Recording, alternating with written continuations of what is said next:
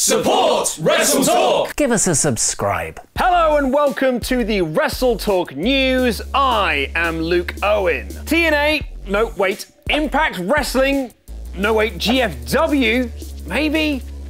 These guys are heading towards their biggest show of the year, Bound for Glory, in November. And it has been officially announced that the show won't take place inside the Impact Zone. Instead, the group will be heading to the Great White North to host Bound for Glory in Ottawa, Ontario, Canada, which will take place on November 5th and will be followed by several episodes of TV tapings in the same building from the 6th to the 10th. You may have noticed I was playing the pronoun game a lot in that last news story, as one of the big questions surrounding the announcement was the company's name. They were originally called NWA TNA from 2002 to 2004, where they rebranded to simply TNA until earlier this year. When Anthem took over the company, they started trading under Impact Wrestling, and then in April merged with Jeff Jarrett Global Force Wrestling to be known as GFW. However, that most recent name is missing from Bound for Glory's latest poster. This ties into the story of Jeff Jarrett going on indefinite hiatus earlier this month. Jarrett had been instrumental in the merger of Impact Wrestling and GFW, but PW Insider revealed that deal was never fully completed before he was sent home, meaning Anthem didn't own the name Global Force Wrestling. In fact, none of the press releases for Bound for Glory 2017 mention the letters GFW or Global Force Wrestling, referring only to Impact Wrestling, which would suggest they have dropped Jarrett's name for yet another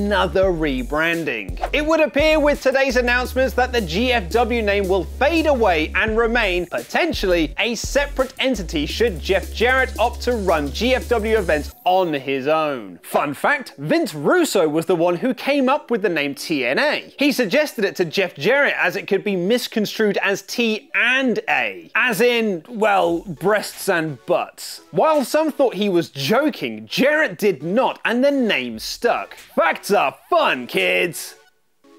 Another big question hanging over Bound for Glory being in Canada was the involvement of new on-screen authority figure Jim Cornette because of an incident in 2010. Despite working in the country for many years, Cornette was stopped at the Canadian border when they ran his records and discovered a number of assault charges, which mostly came from bar fights involving drunken fans during his time as a manager in the 1980s. Since then, Cornette hasn't been back to Canada, and he informed GFW, do I still call it GFW? It's the last set of tapings, is that what that he wouldn't be able to make tapings in the country. In fact, going forward, he won't be making any future tapings at all. Both Cornette and Anthem Sports have now confirmed that Jim is done with the company, and he will be heading to Nashville to film vignettes for his exit. The Wrestling Observer notes that Cornette was unsure of his position in the company following Jarrett leaving, and the creative team of Scott D'Amore and Sanjay Dutt are moving away from authority figures to focus more on an in-ring product. It has been over a year since Paige last wrestled in a WWE ring, originally going on hiatus due to her neck injury in July 2016. In the meantime, she has been suspended by WWE for failing their wellness policy